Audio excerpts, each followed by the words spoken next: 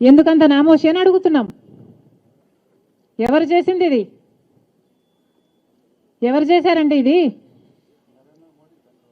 10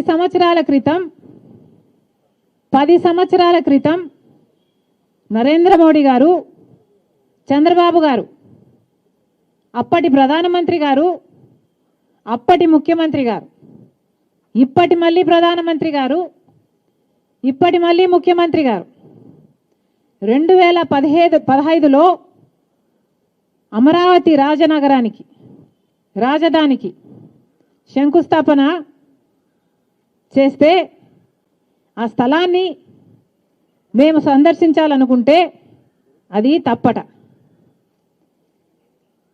నిజానికి ఇది తప్పు కాదు, నిజానికి నామోషి.